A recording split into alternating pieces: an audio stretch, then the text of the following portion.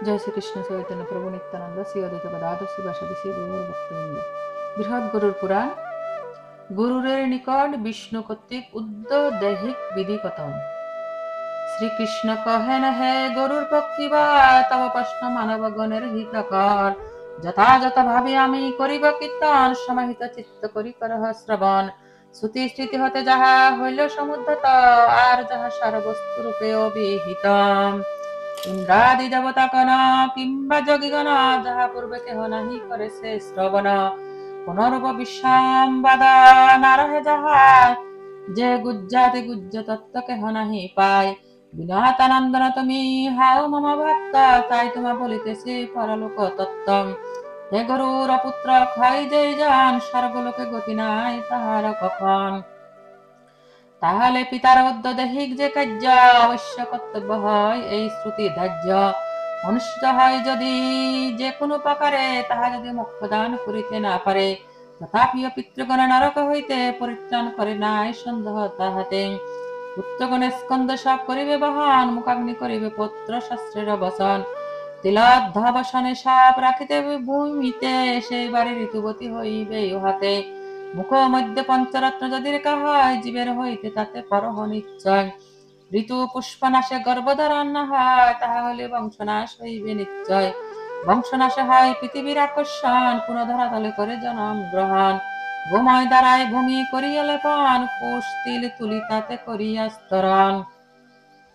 রোগীকে সাহিত্য করলে তাহার উপরে, তাহাতে রোগী যদি প্রাণ ত্যাগ করে, সকল পাতক তার চিরে খায়, স্বর্গলোক লাভ করে নাহিক সংশয়।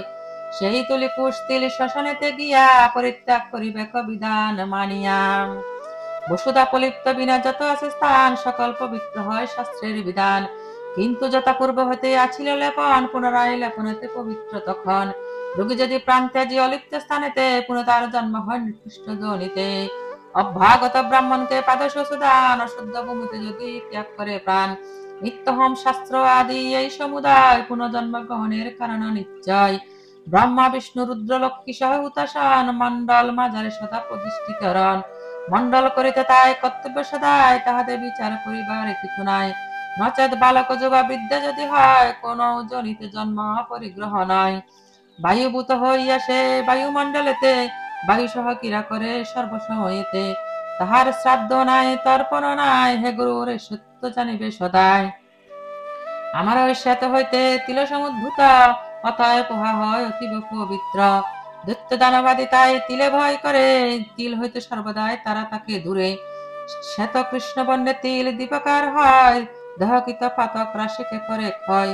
তর্পণে বা দানে আর হোম কার্যকালে, কেবল একটি তিল প্রদত্ত হইলে।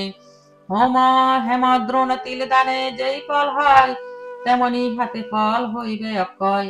আমার এই রোম হইতে কুশের সৃজন, ইহাতে সন্দেহ নাহি করি অকখন। শ্রাদ্ধেয় অপসব্যাদি বিধান অনুসারে, শ্রদ্ধার সহিত তিল কুশ ব্যবহারে। দেবতা ও পিতৃলোক বিশ্ব দেবগণ অবশ্যই পরিতুষ্ট হবেন তখন। কুশমূলে অবস্থিত ব্রহ্মা পদ্মাসন, মধ্যে অবস্থিত রয়েছেন জনার্দন। অবস্থান করেন কুশাগ্রে পশুপতি, এই রূপে তিদবের কুশে অবস্থিতি।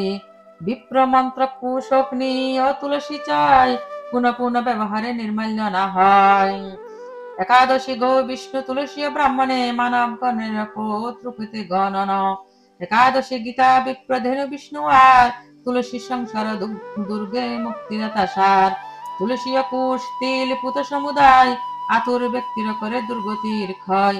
হস্তদয়ে কুশ রাশি করে উত্তোলন, জল ছিটা দিয়া করে ভূতলে স্থাপন।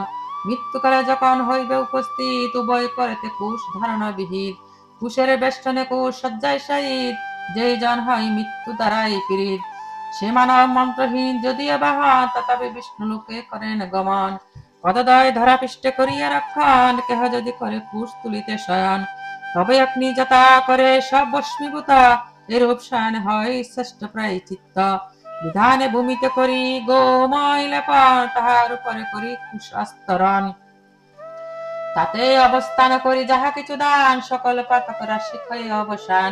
লবণ উত্তম দিব্য রস বিহিত, অন্ন রস টুক্ত তাকে লবণ ব্যতীত।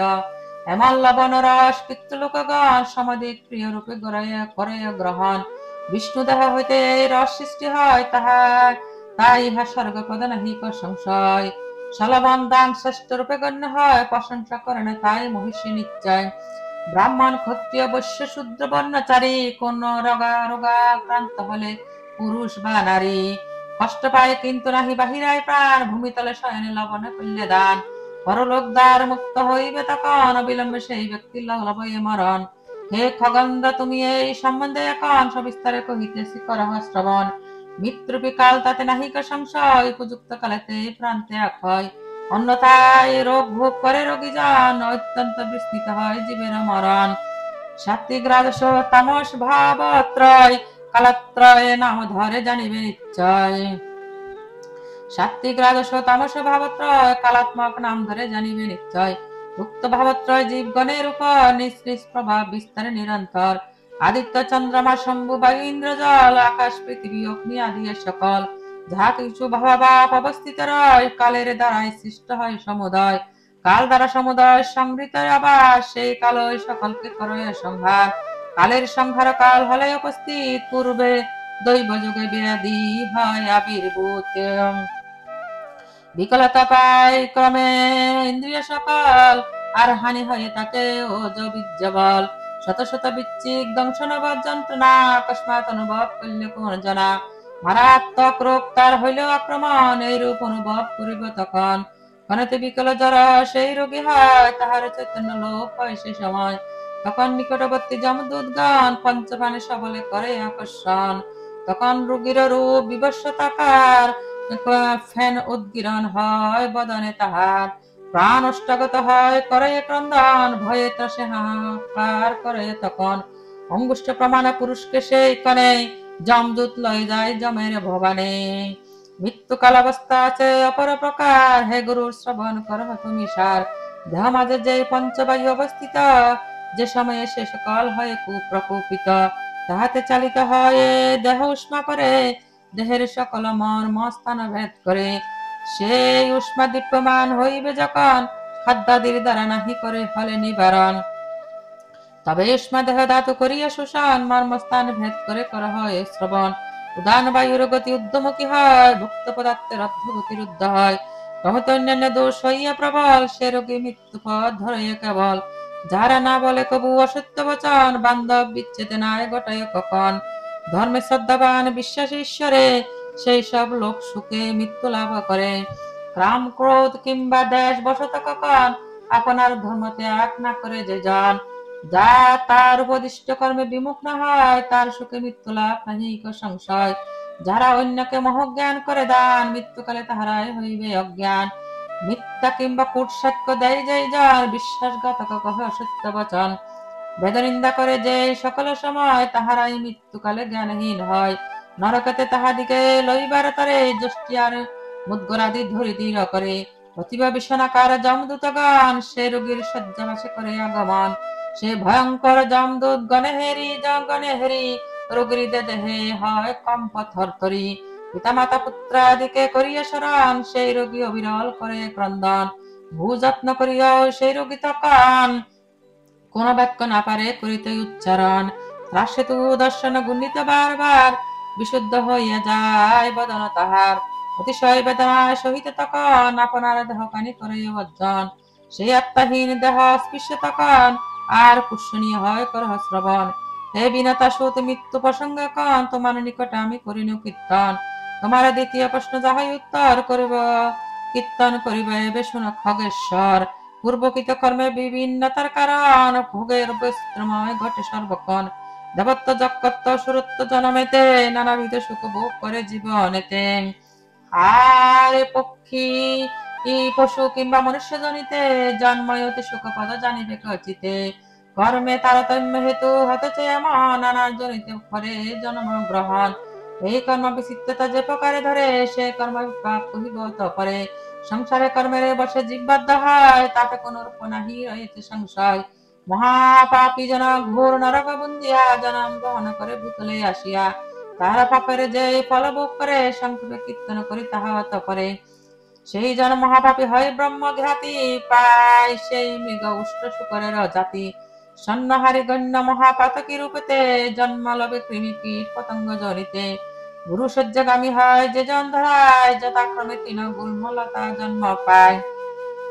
ক্ষয়রোগী রূপে জন্মে ব্রহ্মঘাতী জন, গুরু শয্যাগামী হলে দুচ্চম্ম ধারণ।